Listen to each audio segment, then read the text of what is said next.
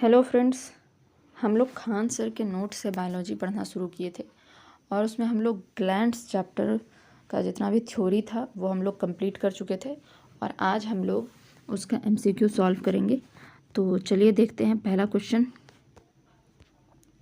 अगर आप थ्योरी नहीं देखे हैं तो एक बार जाकर देख लीजिए, उसका वीडियो बना हुआ है, अपलोड हो चुका है। तो पहला क्वेश्चन है, वृक्क से मूत्र की मात्रा का निस्तारण नियंत्रण होता है किस हार्मोन के द्वारा? वृक्क से मूत्र की मात्रा का मतलब कि कितना मूत्र निकलना है उसका नियंत्रण होता है। तो ये कौन सा हार्मोन हो जाएगा? तो ये है ADH। तो ADH हार्मोन यानी कि जो डी नंबर ऑप्शन है वो सही हो जाएगा। इसका फुल फॉर्म होता है एंटी डायरोटिक हार्मोन। ठीक है, आगे देखते हैं। मानव शरीर में निम्नलिखित में से कौन सी ग्रंथि अंतःस्रावी एवं बहिस्रावी दोनों ही प्रकार की ग्रंथि है? तो अंतःस्रावी और बहिस्रावी यानी कि मिक्स्ड ग्लैंड्स कौन सा है? तो यह C नंबर यानी पेनक्रियाज हो जाएगा। अग्नाशय, अग्नाशय को पाचक रस के उत्पादन के लिए उत्तेजित करने वाला हार्मोन कौन सा है? तो यह है सिक्रेटिन। ठीक है, सिक्रेटिन जो है यह अग्नाशय की रस को यानी पाचक रस को उत्तेजित करने वाला हार्मोन है। मधुसूदनी यानी इंसुलिन अंतःस्रावी एक है, क्या है यह? तो 4 नंबर का आंसर क्या होगा? तो हम लोग देखे थे कि इंसुलिन जो है वह प्रोटीन है, तो प्रोटीन का क्या हो जाएगा? पेप्टाइड। ठीक है, तो C नंबर ऑप्शन होगा पेप्टाइड। इंसुलिन है तो इसमें D नंबर ऑप्शन होगा प्रोटीन। नीचे भी दिया हुआ है इंसुलिन होता है तो C नंबर ऑप्शन प्रोटीन। ठीक है, तो सारा एक ही सवाल था। निम्नलिखित में से कौन सा हार्मोन अग्नाशय द्वारा उत्पन्न होता है? तो इंसुलिन जो है अग्नाशय द्वारा 3 हार्मोन होता है, अल्फा बीटा गामा, ये 3 से निकलता है, जिसमें से बीटा सेल से इंसुलिन निकलता है। इंसुलिन में निम्नलिखित में से कौन सी धातु मौजूद है? तो यह जस्ता हो जाएगा जिंक। इंसुलिन का उत्पादन किया जाता है लैंगर्स आइलेट्स ऑफ लैंगरहैंस द्वारा। ठीक है, A number option. Manav hormone insulin उत्पन्न होता है किससे? अग्नाशय से यानी पेनक्रियाज से, पेनक्रियाज के बीटा सेल से। यहाँ हम लोग देखिए तो कौन सा सही सुमेलित नहीं है? तो इंसुलिन रक्त शर्करा का नियंत्रण तो बिल्कुल सही है। मेलाटोनिन नींद का नियंत्रण, ऑक्सीटोसिन स्तन ग्रंथि से दुग्ध का निस्सारण, और गैस्ट्रिन जो है वह रक्तचाप का नियमन, तो यह गलत हो जाएगा। गैस्ट्रिन एक पाचक रस होता है। ठीक है, यह हाइड्रोक्लोरिक एसिड इसको मतलब कि निकालने का काम करता है, रक्तचाप का नियमन नहीं करता है, यह गलत हो जाएगा। माँ और शिशु के बीच गले लगाना या चूमना निम्न हार्मोन में किसके मोचन को प्रेरित करता है? यानी कौन सा प्रेरित होता है? ये ऑक्सीटोसिन हो जाएगा, जिसको लव हार्मोन भी कहते हैं। निम्नलिखित में से कौन सा हार्मोन स्तन ग्रंथियों से दुग्ध का स्राव होने में भूमिका निभाता है? तो यह भी हो जाएगा ऑक्सीटोसिन। ठीक है, एड्रेलिन नहीं होगा। थायरोक्सिन तो थायराइड ग्लैंड से निकलता है और वह रक्तचाप को नियंत्रित करने का काम करता है। प्रोजेस्टेरॉन भी नहीं, तो इसमें कौन सा होगा? ऑक्सीटोसिन होगा। निम्नलिखित में से कौन एक प्रोटीन नहीं है?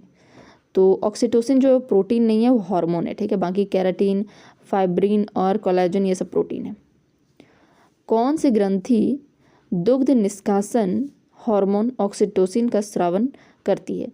तो कह रहा है कौन सी ग्रंथि, यानी ये हो जाएगा पीयूष ग्रंथि। ठीक है, पीयूष ग्रंथि जो होता है हार्मोन निष्कासन का काम करता है, ऑक्सीटोसिन निकालने का काम। ठीक है, गाय और भैंस के थनों में दूध उतारने के लिए किस हार्मोन की सुई लगाई जाती है? तो यह भी ऑक्सीटोसिन ही होता है। ठीक है, माँ के लिए भी और गाय और जो भैंस होते हैं उनके लिए भी। पीयूष ग्रंथि प्रेरक हार्मोन की वजह से अन्य अंतःस्रावी ग्रंथियों की स्रावी सक्रियताओं को नियंत्रित करती है। निम्नलिखित में से कौन सी एक अंतःस्रावी ग्रंथि पीयूष ग्रंथि से स्वतंत्र कार्य कर सकती है? तो यहाँ पूछ रहा है कि पीयूष ग्रंथि एक प्रेरक हार्मोन है, मतलब कि पीयूष ग्रंथि जो है मास्टर ग्लैंड है जो सबको बताती है कि कौन कौन सा हार्मोन निकालना है। प्रेरक हार्मोन की वजह से अंतःस्रावी ग्रंथियों की स्रावी सक्रियताओं को नियंत्रित करती है। निम्नलिखित में से कौन सी एक अंतःस्रावी ग्रंथि पीयूष ग्रंथि से स्वतंत्र कार्य करती है? तो ये कौन सा ग्रंथि हो जाएगा? तो ये पारावटु यानी कि जो D नंबर ऑप्शन दिया हुआ है, यानी कि पैराथायरॉयड ग्लैंड जो होता है उसको हम बताए थे कि ये पीयूष ग्रंथि से स्वतंत्र होकर कार्य करती है। थायरॉक्सिन क्या है, तो ये हार्मोन है, थायराइड ग्लैंड से निकलता है। थायराइड ग्रंथि से थायरॉक्सिन स्रावित करने के लिए उत्तेजित करने वाली अंतःस्रावी हार्मोन कौन सा है, तो यह हो जाएगा TSH, थायराइड स्टिमुलेटिंग हार्मोन। ठीक है, ए नंबर ऑप्शन। निम्नलिखित हार्मोन में से किस में आयोडीन है, तो ये थायरॉक्सिन में। ठीक है, थायराइड ग्लैंड से निकलने वाला थायरॉक्सिन में। आयोडीन की कमी से क्या होता है, तो यह घेंघा रोग यानी गोइटर होता है। आगे देखिए, सूची का प्रयोग करके मिलान करना आपको। एड्रीनेलिन जो है वह क्रोध, भय, खतरा, इन सब से लड़ने के लिए होता है। ठीक है, मतलब फाइट एंड फ्लाइट हार्मोन बताए थे। एस्ट्रोजन क्या होता है, गंध के बोध को साथी को आकर्षित करना, ऐसा तो नहीं है। इंसुलिन, तो एस्ट्रोजन जो है वह स्त्रियों के में निकलता है। इंसुलिन जो है ग्लूकोज को पहुंचाने का काम करता है। फेरोमोन याद रखिएगा, गंध के बोध या हम मतलब कीड़ा द्वारा छोड़ा जाता है, ये वाला फेरोमोन जो होता है गंध के बोध से साथी को आकर्षित करते हैं, फेरोमोन। ठीक है, तो देखिए ए का 1 हो जाएगा।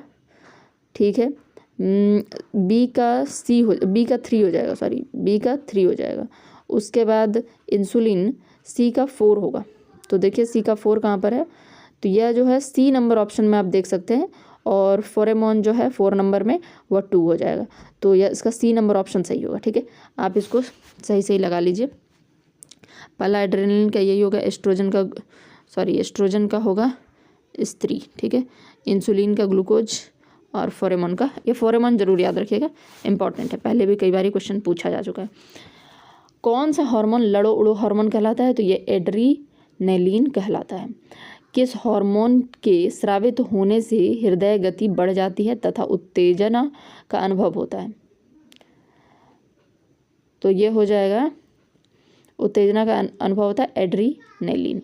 ईस्ट्रोजन किसके द्वारा उत्पादित होता है, ईस्ट्रोजन किसके द्वारा उत्पादित होता है, तो ये अंड द्वारा उत्पादित होता है। महिला सेक्स हार्मोन कौन सा है, तो ये एस्ट्रोजन है। ठीक है, महिला सेक्स हार्मोन। एस्ट्रोजन क्या है, तो ये एक हार्मोन है, बी नंबर ऑप्शन सही होगा। आगे देखते हैं, स्त्रियों में रजोन वृत्ति यानी मेनोपॉज के पश्चात निम्न में से कौन सा हार्मोन उत्पादन समाप्त हो जाता है, तो ये भी एस्ट्रोजन होगा। एस्ट्रोजन का जो एस्ट्रोजन हार्मोन समाप्त हो जाता है बनना मेनोपॉज के बाद, यानी 50 के बाद जब महिलाओं का पीरियड्स खत्म हो जाता है।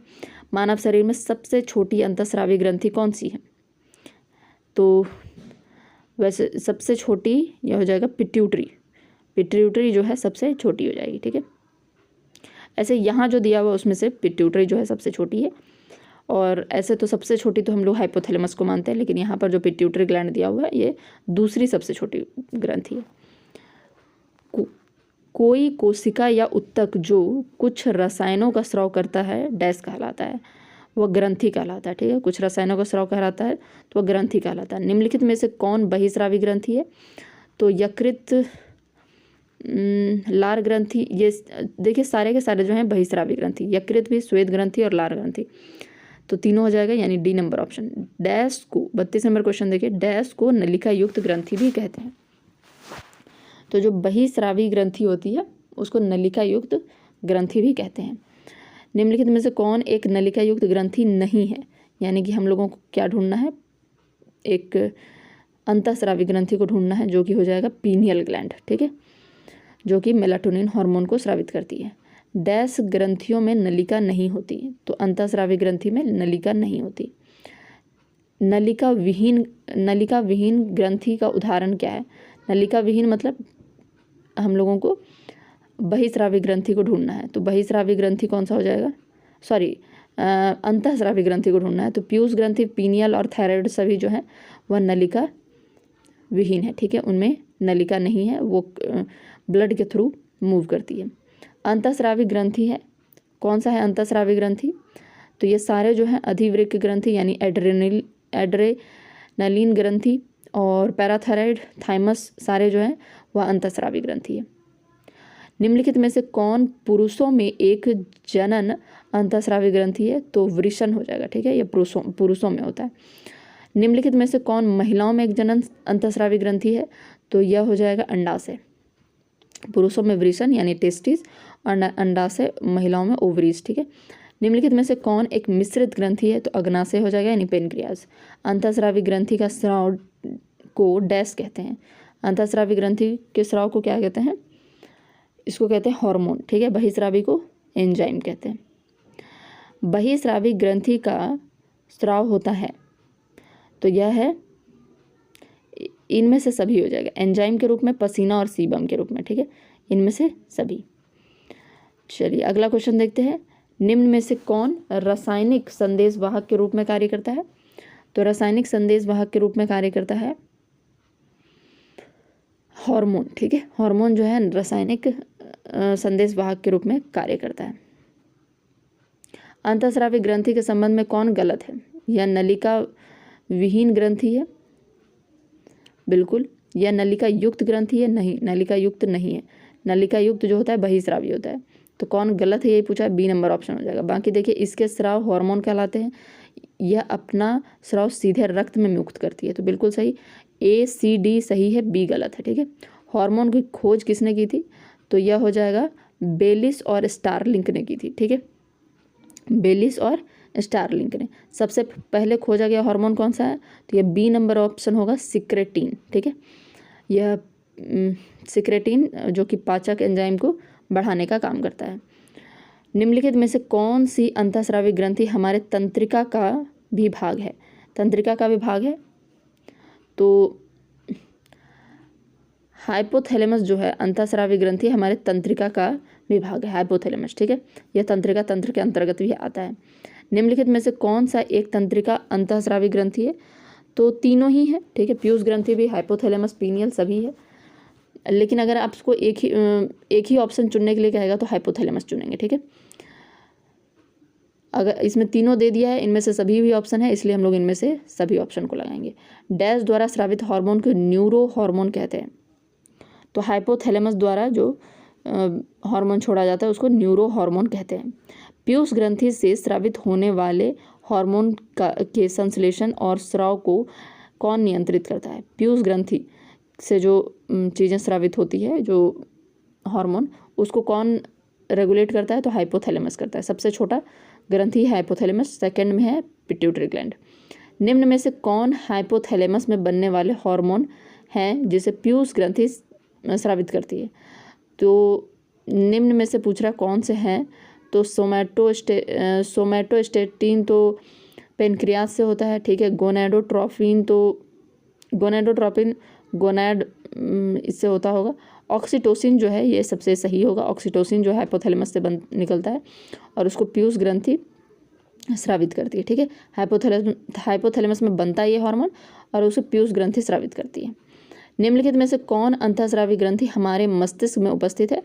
तो इनमें से सभी हो जाएगा, सारे मस्तिष्क में है, ठीक है। पीनियल भी, पीयूष भी और हाइपोथैलेमस भी।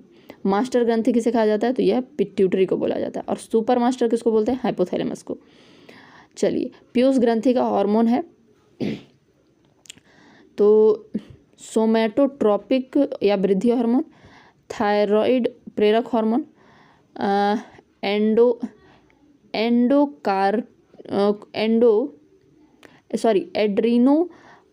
एड्रीनोकोकार्टियोट्रोपिक, देखिए लंबा चौड़ा लिखा हुआ है, लेकिन हम बता दें कि पीयूष ग्रंथि को मास्टर ग्लैंड कहा जाता है और उनमें से 11 तरह के हार्मोन निकलते हैं और वो सब को रेगुलेट करने का काम करते हैं, ठीक है। हर ग्लैंड को बताते हैं कि कौन सा अब तुमको निकालना है, कौन सा कब निकालना है, ठीक है।